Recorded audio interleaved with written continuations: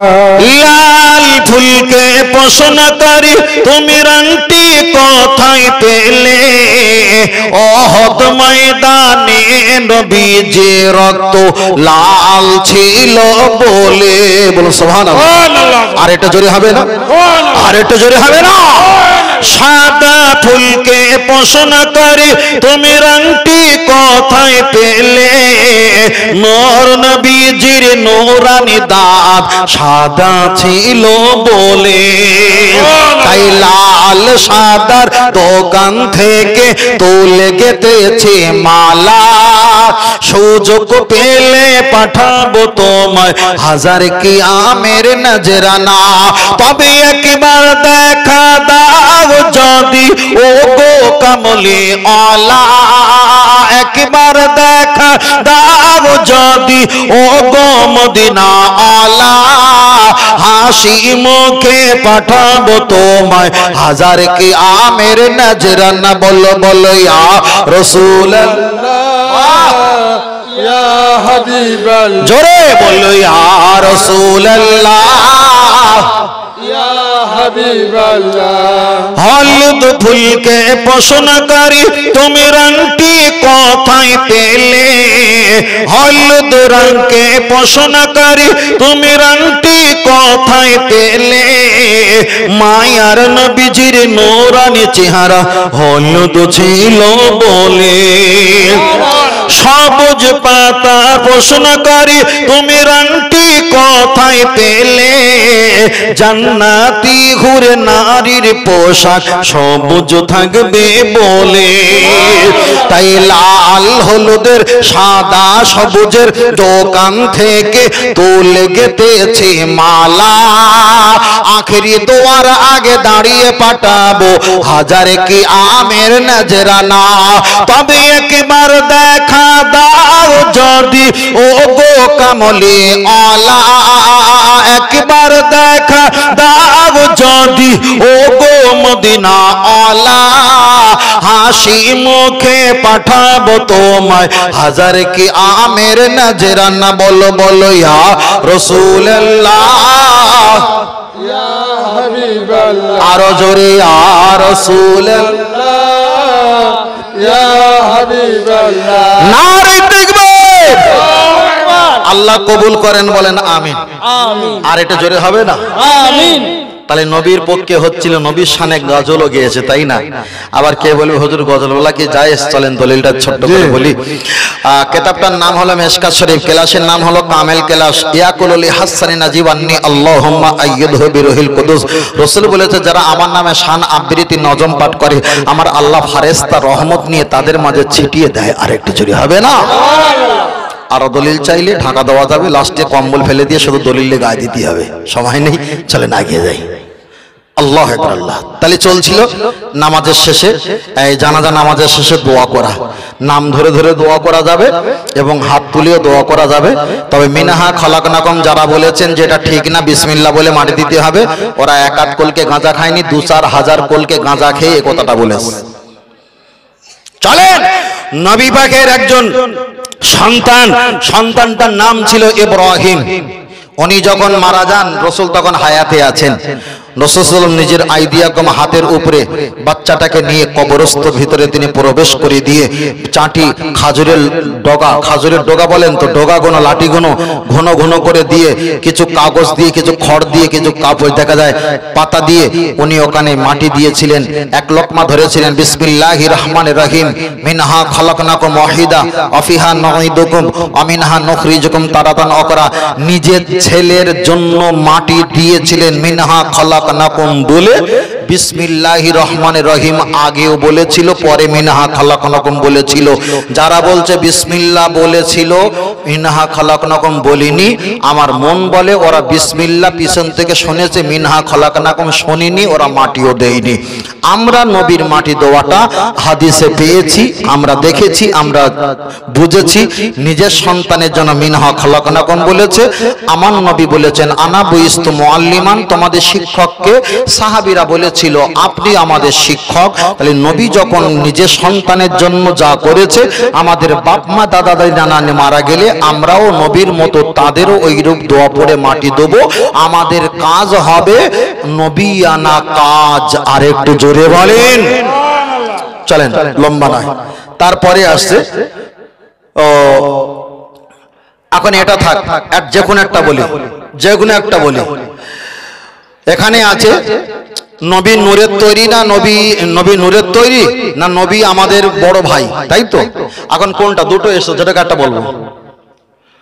নূরের তৈরি না নবীকে নূরের তৈরি বলা যাবে কিনা, না নবী আমাদের বড় ভাই এটা বলা যাবে কিনা, কোনটা বলবো? বড় ভাইয়েরটা।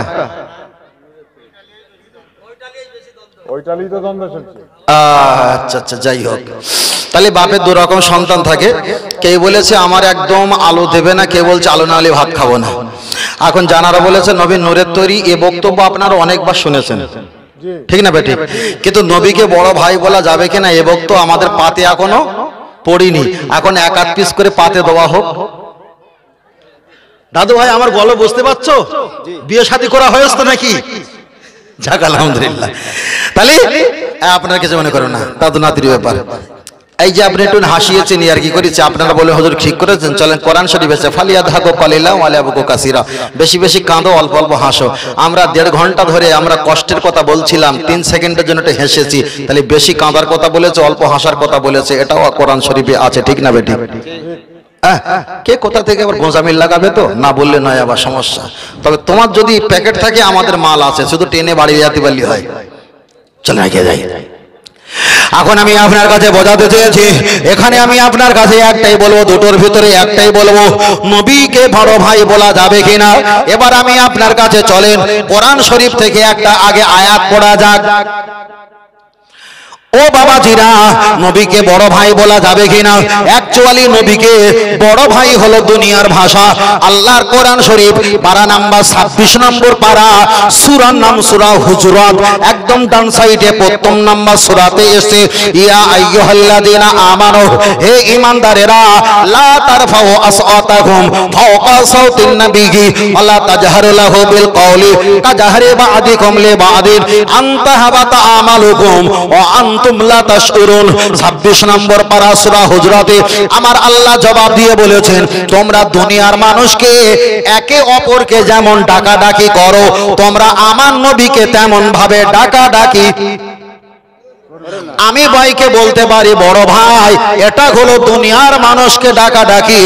নবীকে যদি বড় ভাই বলা হয়, তাহলে দুনিয়ার ভাষায় ডাকাডাকি করা হচ্ছে। আল্লাহর কোরআন পরে জবাব দিয়ে সাবধান করে দিল, তোমরা যদি আমার নবী শানে উঁচু নিচু মন্তব্য করো আর দুনিয়ার ভাষা দিয়ে আমার নবীকে যদি ডাকো, আনতাহাবাতা আমালুকুম, তোমার জীবনে যত ঈমান আমল তুমি তৈরি করেছো, ও আনতুম লা তাশউরুন, আমি আল্লাহ ধ্বংস করে দেব। পৃথিবীর কেউ তোমাকে ঠেকাতে পারবে না। যারা নবীকে বড় ভাই বলেছে, আল্লাহর কোরআন জবাব দিয়ে বলেছে, তাদের ঈমান আমল আল্লাহ তো অচিরেই ধ্বংস করে দিয়েছে, ঠিক না বে ঠিক? এখন দলিল হয়নি, সব একটা বলেছি, এখন অনেক খাটতে হবে। বেশি খাটছে না, আরো অনেক কথা আছে, অল্প অল্প করে বলি। ও বাপজিরা, আমি আপনাকে বলতে চাই, আমরা দুনিয়ার ভাষায় নানা বলি, দুনিয়ার ভাষায় দাদু ভাই বলি, দুনিয়ার ভাষায় মেজো ভাই, বড় ভাই, ছোট ভাই, সেজো ভাই আমরা বলে থাকি। এটা হলো দুনিয়ার ভাষা। আল্লাহ নবীকে আবু জাহেল কি বলে ডাকতেন? বলেন বলেন, নবীকে কি বলে ডাকতেন? কেউ যদি জিজ্ঞাসা করে মোহাম্মদ তোমার কে হয়, আবু জাহেল কি বলতেন? আবু জাহেল বলতেন, ওটাই আমার তো ভাইপো। বলতো না, বলতো না, ওটাই তো আমার ভাইপো। এবার আপনি একটা বার বলবেন, ভাইপো দুটোকে যদি আমরা ভাগ করা হয়, একটা হলো ভাই, একটা হলো পো, তাহলে দুটো হলো ভাইপো। তাহলে সমাজে যারা নবীকে ভাই বলে, আবু জাহেল নবীকেও ভাই বলেছে, এরা আবু জাহেল পো বলেছে, এরা শুধু বড় বলেছে, এরা বলেছে বড় ভাই, আবু জাহেল বলেছে ভাইপো। তাহলে আবু জাহেল যেভাবে নবীকে ডেকেছে, সমাজে নামাজের নামাজি মুসল্লি টুপিওয়ালা নবীকেও সেইভাবে ডেকেছে।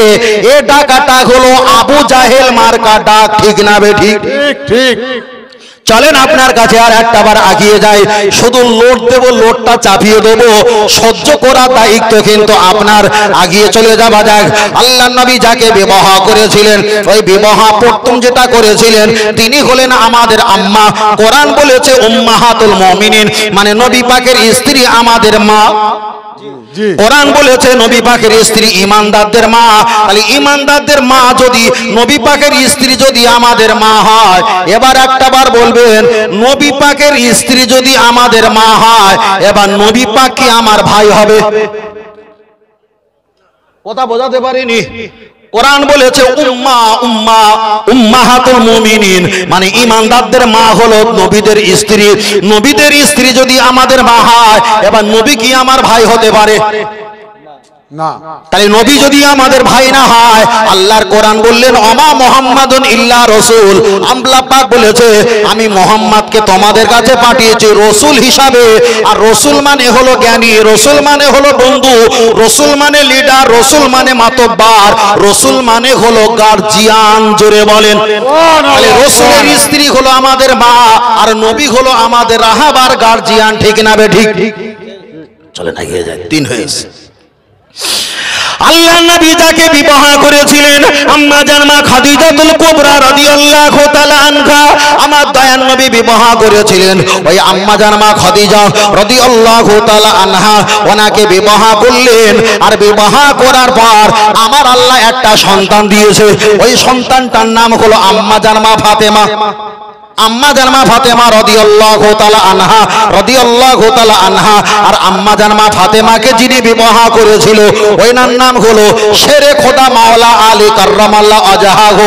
হুজুর আম্মা জান মা ফাতেমাকে বিয়ে করেছেন। তাহলে আলী কাররামাল্লাহু ওয়াজহাহু আম্মা জান মা ফাতেমাকে যদি বিবাহ করে, রাসূল আলী হুজুরের সম্পর্কে কি হবে? কথা বলবেন, কথা না বলে কিছু বুঝতে পারবেন না। চলে যাবার পরে আপনি আমানে বাঁদরামো করবেন, চলবে না। একদম পরিষ্কার স্পষ্ট করে বুঝে নেন।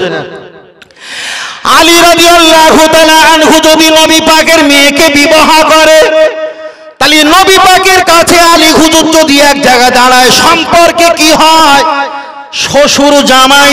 পৃথিবীর একটা কিতাবের নাম বলেন হযরত আলী রাদিয়াল্লাহু তাআলা আনহু দয়ার নবীর বাড়িতে যতবার এসেছে, শ্বশুর আব্বা তো বলা দরকার ছিল, সত্যকারে তো শ্বশুর আব্বা হয়, কিন্তু আলী রাদিয়াল্লাহু তাআলা আনহু জীবনে একবারও নবীকে শ্বশুর আব্বা বলিনি।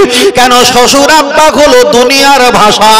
আল্লাহ নবীর বাড়িতে যতবার এসেছে, আসসালাতু ওয়াসসালামু আলাইকা ইয়া রাসূলুল্লাহ, ইয়া হাবিবাল্লাহ, তুমি আল্লাহর রাসূল, তুমি আল্লাহর বন্ধু বলে হযরত ওমর সালাম দিয়ে এই কথাটা বলেছে। তাহলে হযরতে আলী হুজুর নবী পাকের অবশ্যই জামাই হয়। একবারও আলী হুজুর নবীকে শ্বশুর বলিনি, দুনিয়ার ভাষা না বলে আল্লাহ নবীকে ঈমানের ভাষা রাসূলুল্লাহ বলেছেন। চলেন দ্বিতীয় নাম্বার আগিয়ে যাওয়া যাক। আল্লাহ নবী বিবাহ করলেন আম্মা জান মা খাদিজা, আম্মা জান মা আয়েশা সিদ্দিকা রাদিয়াল্লাহু তাআলা আনহাকে রাদিয়াল্লাহু তাআলা আনহুকে দেখা যায় আম্মা জান মা আয়েশাকে বিয়ে করার পর আবু বকর হুজুরের মেয়ে আম্মা জান আয়েশা। তাহলে আবু বকর রাসূলের সম্পর্কে কি হবে? আবু বকর তো আমার নবীকে জামাই বলে ডাকবে, জামাই বলে ডাকবে, কিন্তু আবু বকর হুজুর প্রথম খলিফা, যতদিন দুনিয়ার হায়াতে বেঁচে ছিলেন নবীর বাড়িতে যতবার এসেছে একবারও বলিনি যে মুহাম্মদ তুমি আমার জামাই, আমার মেয়েটা কেমন আছে এমন কথা বলিনি। সালাম দিয়েছে ইয়া রাসূলুল্লাহ হাবিবাল্লাহ বলে। আল্লাহর নবীকে বললেন আমার জানমাল আপনার কদম তলায় কুরবান করে দিলাম। নবীকে একবারও দুনিয়ার ভাষায় জামাই বলে ডাকলো না। হযরতে ওসমান হুজুর নবী দুটো মেয়ে বিবাহ করেছিলেন, একটা মেয়ে মারা যাবার পর আর একটা মেয়ে বিবাহ করলেন। ওমর ফারুক, হযরতে ওসমান হুজুর হুজুর আমার নবীকে তো ডবল শ্বশুর আব্বা বলা দরকার ছিল, কিন্তু একবারও নবীকে শ্বশুর আব্বা বলেনি। হযরত ওমর নিজের মেয়ে দেখা যায় আম্মা জান হাফসার সঙ্গে দয়ার নবীর বিবাহ করে দিয়েছিল। ওই ওমর ফারুক যতদিন দুনিয়ার হায়াতে বেঁচে ছিল আম্মা জান হাফসা নিজের মেয়ে রাসূলকে জামাই বলে একবারও ডাকাডাকি করল না। আবু বকর হুজুরের দুটো মেয়ে, একটা হলো আম্মা জান আয়েশা সিদ্দিকা আর একটা হলো আম্মা জান আসমা। আয়েশা সিদ্দিকাকে বিয়ে করেছিলেন আমার আপনার নবী, আর আম্মা জান আসমাকে বিয়ে করেছিলেন জুবাইর ইবনুল আওয়াম। রাসূল যাকে বিবাহ করলেন ওই পরের বোন যেটা ছিল তার থেকে 10 বছরের ছোট, আর উনি ছিল 10 বছরের বড়। তাহলে আবু বকরের দুটো মেয়ে, রাসূল হলো দুনিয়ার ভাষায় ছোট জামাই আর একটা বড় জামাই ছিল, কিন্তু এই বড় জামাই দুনিয়ার ভাষায় ভাইরা ভাই সম্পর্কে হবে, কিন্তু নবীকে একবারও মানুষের সামনে আড়ালে সম্মুখে ভাইরা ভাই বলে ডাকেনি, ইয়া রাসূলুল্লাহ ইয়া হাবিবাল্লাহ বলে ডেকেছে। ওই ভাইরা ভাইয়ের একটা ছেলে ছিল, ছেলেটার নাম হলো আব্দুল্লাহ ইবনে জুবাইর, যিনি 52 বছর পৃথিবীতে বেঁচে ছিল। একবারও নবী পাকের সামনে খালু আব্বা বলে চিল্লে উঠেনি, ইয়া রাসূলুল্লাহ ইয়া হাবিবাল্লাহ বলেছে, খালু আব্বা বলে দুনিয়ার কোনো ভাষা বলেনি। আবু বকরের বড় মেয়ে আম্মা জান আসমা, নবীকে তো দুলা ভাই বলে ডাকা দরকার ছিল, কিন্তু নবীকে একবারও দুলা ভাই বলে ডাকেনি। তাহলে ইনি দুলা ভাই বলল না, আব্দুল্লাহ ইবনে জুবাইর খালু আব্বা বলল না, জুবাইর ইবনুল আওয়াম শ্বশুর দেখা যায় ভাইরা ভাই বলল না, হযরত আলী হুজুর দয়ার নবীকে কখনো দেখা যায় শ্বশুর আব্বা বলল না। এদিকে হযরতে ওমর ফারুক আল্লাহর নবীকে কখনো শ্বশুর দেখা যায় জামাই বাবু বলল না। হযরত আবু বকর আমার নবীকে কখনো জামাই বাবু বলল না। দুনিয়া যত সাহাবীরা ছিল, দুনিয়ার ভাই ভাইপো শ্বশুর মামা খালু, দুনিয়া সম্পর্কটা মাটির সঙ্গে পুঁতে দিয়ে ঈমানি সম্পর্ক ইয়া রাসূলুল্লাহ ইয়া হাবিবাল্লাহ বলে নবীকে ডেকেছে। এ সমাজে যারা নবীকে ইয়া রাসূলুল্লাহ ইয়া হাবিবাল্লাহ রাহমাতুল লিল আলামিন বলে না ডেকে নবীকে যারা ভাই আর ভাইপোটাকে আল্লাহর কোরআন জানিয়ে দিয়েছে, আনতাহাবাতা আমালুকুম ওয়া আনতুম লা তাশউরুন, আমি আল্লাহ ওদের ঈমান আমলকে ধ্বংস চূর্ণ বিচূর্ণ করে দেব। তাহলে এখানে প্রমাণ হয়ে গেল যারা নবীকে ইয়া রাসূলুল্লাহ বলে তারাই হলো ঈমানদার, নবীকে যারা ভাই ভাইপো বলে তারাই হলো কাফের নামী মুনাফিক। ঠিক না বেঠিক? ঠিক ঠিক। মাইকটা যদি ভালো হতো আরো বলতাম ভাই। কেন বলছিলাম যে আওয়াজটা জোর, আপনারা আমার বিষয়টা বুঝতে পারেননি। মনে করছেন সবাই বাদাম ঝুড়িতে করে বিক্রি করছে, ভাই আমার কাছে গোডাউন আছে, ওটা সামনে রেখেছি, ওটা সামনে শো, কিন্তু গোডাউন একটা ঘর থাকে। বিষয়টা কোনো আলেম যখন কোনো কথা বলে আপনারা বেশিরভাগই কর্ণপাত না করে ওটা উড়িয়ে দেন, তার ভিতরে একটা রাগ একটা ক্ষোভ জন্মায়, সেটা হয়তো প্রকাশ করতে পারে না। কথা বুঝতে পেরেছেন? হয়তো এমন কিছু কথা আছে সেটা আমি প্রকাশ করলে আপনাদের কাছে আমি মুহূর্তে খারাপ হয়ে যাব, কেন নতুন মানুষ। কিন্তু একটা সাউন্ডের জন্য একবার বলিনি, অন্তত 10 বার বলা হয়েছে না। এটা যদি আমার এলাকায় হতো, কথা বোঝেন না, জায়গা মতো তৈরি হয়ে যেত এক সেকেন্ডে। চলেন আমি আপনার কাছে বলছি, আগিয়ে যাই। আল্লাহু আকবার। আল্লাহ। এবার চলেন আপনার কাছে যেটা বলছিলাম, তাহলে নবীকে যারা ভাই বলে তারা হলো মুনাফিক নামীয় কাফের, নবীকে যারা ইয়া রাসূলুল্লাহ হাবিবাল্লাহ বলে তারাই হলো নবীর আশিক। একটু জোরে বলেন সুবহানাল্লাহ। সুবহানাল্লাহ সুবহানাল্লাহ। আর একটু জোরে হবে না সুবহানাল্লাহ? সুবহানাল্লাহ সুবহানাল্লাহ। আল্লাহ আল্লাহ কতটা লিখেছে আল্লাহ। এই হাত তুলে মোনাজাত করা যাবে কিনা? হয়ে গেছে তো। নবীর নামে সালাম ও কিয়াম, তাই তো? নবীর শানে সালাম ও কিয়াম ছোট্ট করে বলে দিই একটুখানি, সিরিয়াল বলি আর সিরিয়াল শেষের পথে যাই। 12টা বাজে, কটা নামো বাবু? কটা উঠেছিলাম বাবু? 10টার দিকে নাকি? 10টার দিকে, 10টা 10টা 11টা 12টা, তাহলে আমরা দুটো 12টা 10টা 11টা 12টা 2 ঘন্টা হতে যায়। আমরা 2.5 ঘন্টার ভিতরে মানে টোটাল 12:30টার ভিতরে আমরা দোয়া খেয়ে শেষ করে সালাম কিয়াম করি ইনশাল্লাহ। তো না এটা শোনেন, জি একটা পর্যন্ত, জি একটা পর্যন্ত 3 ঘন্টা টাইম আপনার। আচ্ছা সত্যি কথা বলে দাদু ভাই, বাড়ি ঘুমানোর জায়গা আছে? ও ঘুমানোর জায়গা নেই বলে এখানে সে ভিড় করছে। হুজুর আপনি ওয়াজ করেন আর আমরা এখানে সময় দেই, আপনিও জেগে থাকবেন আমারও জেগে থাকবো, বুঝিনি না। আলহামদুলিল্লাহ বেশি যাব না, অনেকটা রাস্তা এসছে ক্লান্ত, বুঝেন না, প্রচুর দূর রাস্তা। কোথাও সন্দেশখালী থানা সুন্দরবন, লোকেশনটা মেরে দেখেন, বহুত রাস্তা, যাওয়া আসা আপ ডাউন প্রায় 400 কিলোমিটারের কাছাকাছি। 400 কিলোমিটার, একদম 400 কিলোমিটারের কম, সামান্য সীমিত কম বেশি হবে। 400 কিলোমিটার রাস্তাটা এখানে, তাও সন্ধ্যেবেলা গাড়ি চালানো মানে কিয়ামত হওয়া। ভ্যানওয়ালা, টোটোওয়ালা, ইঞ্জেলহানা সবাই গাছ জুত নিয়ে যাচ্ছে, রেগে বলে মধ্যাহ্ন সাইড দেবো না তো কখনো, ধাক্কা মেরে দেখো 70 টাকা নেবে, কথা বুঝুন না।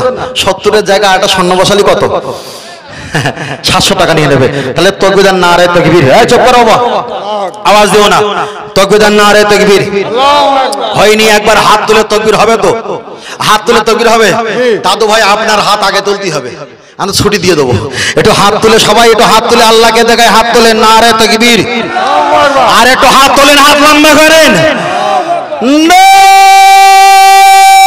তাকবীর। আহলে সুন্নাত আল জামাত, আহলে সুন্নাত আল জামাত, বিশ্বনবী দিবস, বিশ্বনবী দিবস, আল কোরআনের আলো, আল হাদিসের আলো, নারে তাকবীর। মাশাআল্লাহ, হাত রাখেন। অনেক জায়গা দেখেছি তো হাতে আবার ভ্যাসলেটার একটা দড়ি বাঁধা থাকে না, একটা বালা পড়া থাকে। ছেলেদের অনেকে দড়ি বালা কিছু নেই, আলহামদুলিল্লাহ এখানকার ছেলেরা ভালো। আরে ঢালাই রাস্তা গায়, এরা কি হারাম টারাম খায়? একদম ঢালাই রাস্তা গায় তো, তাই না? সরকার করতে বলেছে হয়তো 8 ফুট, এরা করেছে হয়তো 6 ফুট, বলে দিন বোট মেরে দিয়েছে 9 ফুট, এরকম তো হয় নাকি?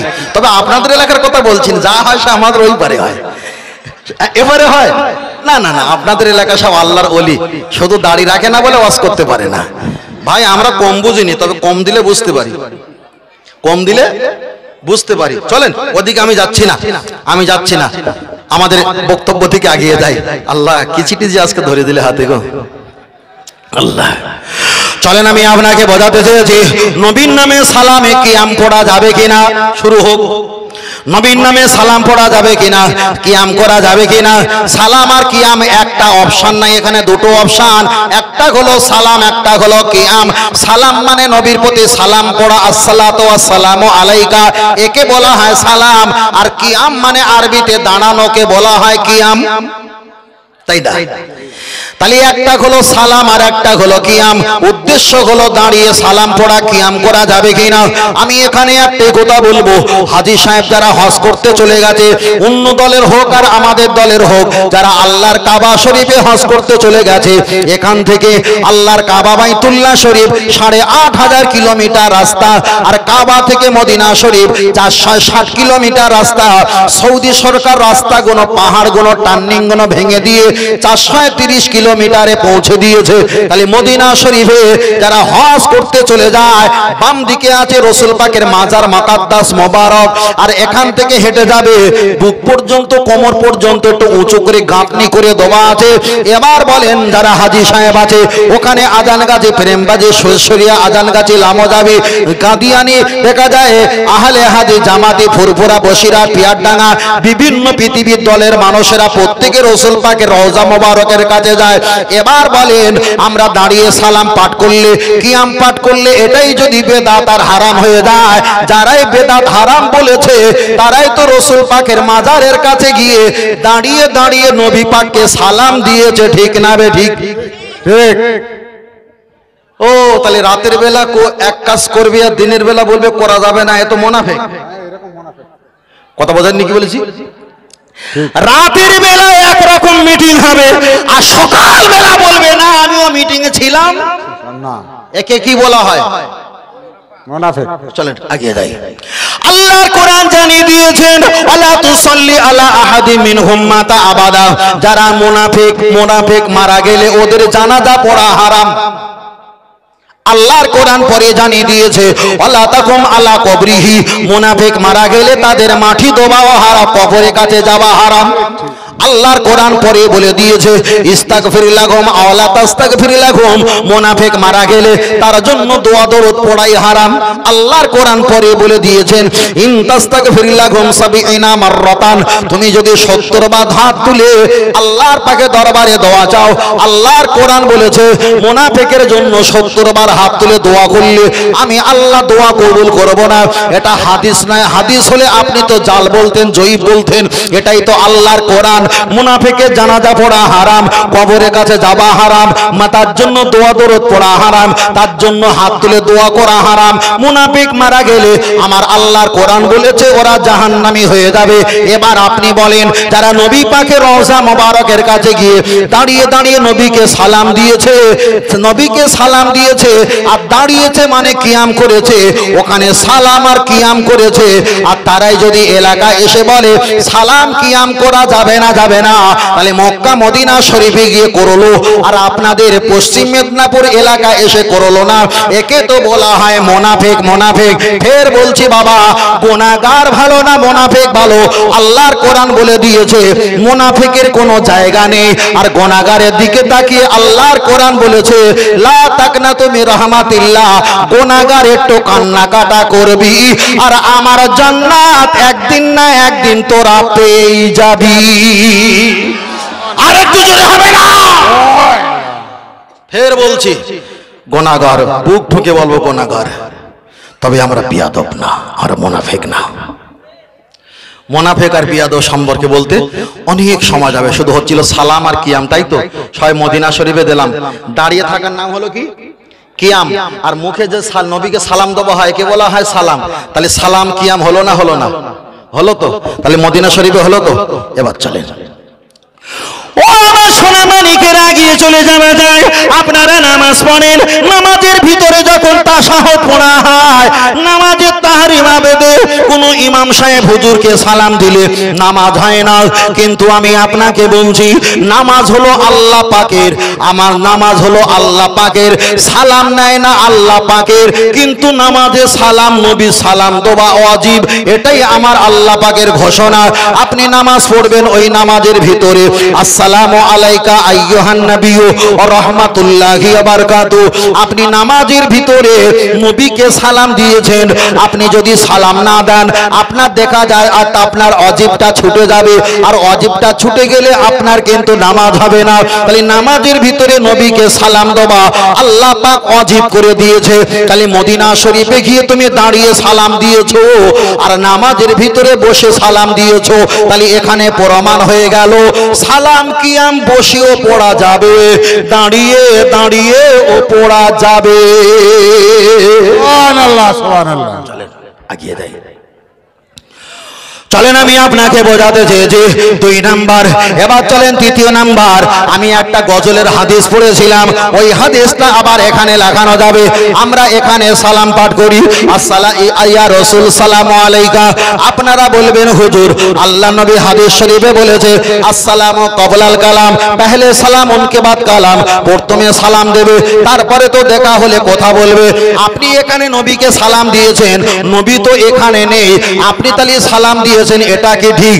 এবার আমি আপনাকে জিজ্ঞাসা করি, আপনি নামাজ পড়েন, নামাজ পড়ার সময় ডান দিকে সালাম ফিরানো হয় না হয় না? কথা বলেন। ডান দিকে সালাম ফিরানো হয়, বাম দিকে সালাম ফিরানো হয়। আসসালামু আলাইকুম ওয়া রাহমাতুল্লাহ, আসসালামু আলাইকুম ওয়া রাহমাতুল্লাহ। নবী যদি এখানে দেখতে না পায়, নবীর জন্য সালাম দেওয়া যদি বেদাত আর হারাম হয়, আপনি 2 দিকে সালাম দিয়েছেন কাকে? কেরামান কাতিবিন, দুটো ফেরেশতাকে সালাম দিয়েছেন। আপনি বলেন কেরামান কাতিবিন কতটা লম্বা, কতটা ফর্সা, কতটা ওজন আমরা কি জীবনে চোখে দেখেছি? তাহলে নবীকে চোখে দেখতে না পেলে সালাম দেওয়া যদি বেদাত হয়, কেরামান কাতিবিনকে তো চোখে দেখা যায় না, এটা কি সালাম দেওয়া যায়? এবার আপনি বলবেন হুজুর কিরামান কাতিবিন আমাদের কাঁধের কাছে আছে আর নবী আছে মদিনা শরীফে কাছাকাছি আছে বলে ওই জন্য আমরা সালাম দিয়েছি। চলেন আমি কোরআন থেকে দলিল দেবো। আল্লাহর কোরআন জানিয়ে দিয়েছে নাহনু আকরাবু ইলাইহি মিন হাবলিল ওয়ারিদ। আল্লাহর কোরআন বললেন বান্দা তুমি মনে করো না আমি আল্লাহ বহু দূরে আছি, আমি আল্লাহ তোমার ঘাড়ে শিরা যত সন্নিকটে তার চাইতে আরো কাছাকাছি আমি আল্লাহ তোমার কাছে পরেই আছি। জোরে বলেন আল্লাহর কোরআন পরে জবাব দিয়ে বললেন আন্নাবিয়ু আওলা বিল মুমিনিনা মিন আনফুসিহিম। ও বান্দা জেনে রেখে দাও, আমি আল্লাহ ঘাড়ে শিরার নিকটে আরো যদি থাকি আমার নবীকে বেশি দূরে রাখি না।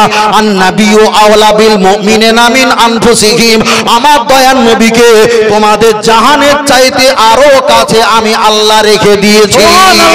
খালি একটা কিরামান কাতিবিন যদি ডান দিকে বাম দিকে এটা অনেকটা দূর, আল্লাহ নবী আছে জানের চাইতে আরো কাছে, তাহলে কিরামান কাতিবিনকে সালাম দিতে পারেন নাও দিতে পারেন, এটা ভিন্ন ব্যাপার।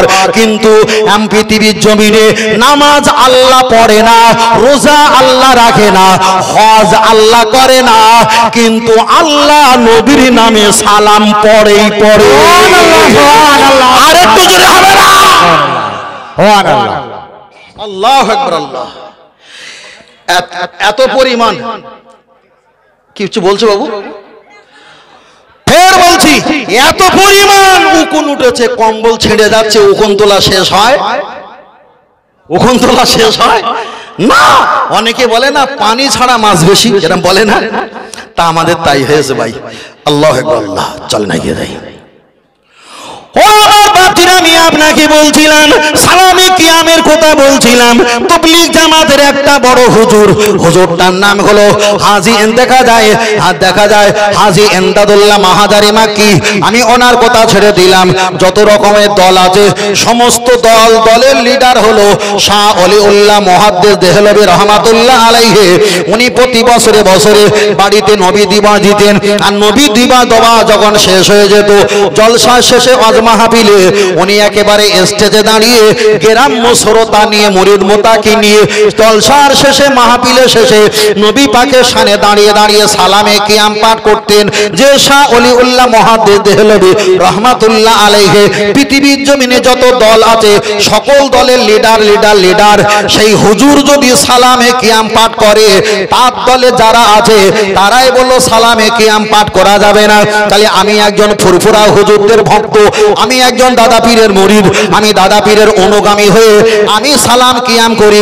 তাবলীগ জামাতের বড় লিডার যারা আছে তারা তো হাসা অলিউল্লাহ মুহাদ্দিস দেহলভীর পথ মত যারা মানে তাদের লিডারের কথা শুনে সালাম আর কিয়াম করবে। তাহলে আমার বাপ হলো দাদা পীর, তাদের দল তাদের বাপ হলো শাহ অলিউল্লাহ। তাহলে বাপের কথা শুনে সালামে কিয়াম পাঠ করে। মাঝখানে যারা বলে সালামে কিয়াম পাঠ করি না, তাহলে এরা আমাদের বাপের জন্মিত না, ওদের বাপের জন্মিত না। তাহলে এ দলের না ও দলের না, আলাদা একটা দল। তাহলে ৭৩টা দল হবে, তার ভিতরে ৭২টা দল জাহান্নামে যাবে। আল্লাহ নবী বলে দিয়েছে আলহুমিও সাল্লুনা, ওদের ভিতরে নামাজ থাকবে, ওয়া সুবুনা ওরা রোজা রাখবে, ওয়া হুদ্দুনা ওরা হজ করবে, আনা বারিউম মিনহুম ওয়া হুম বারিউনা মিন্নি। হবে কিয়ামতের ময়দানে ওরা আমার কেউ হবে না, আমি রাসূল ওদের কেউ হব না। ও নবী আপনি কেন হবেন না?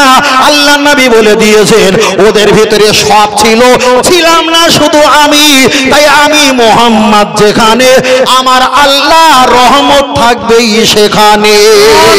সুবহানাল্লাহ সুবহানাল্লাহ সুবহানাল্লাহ। আল্লাহু আকবার।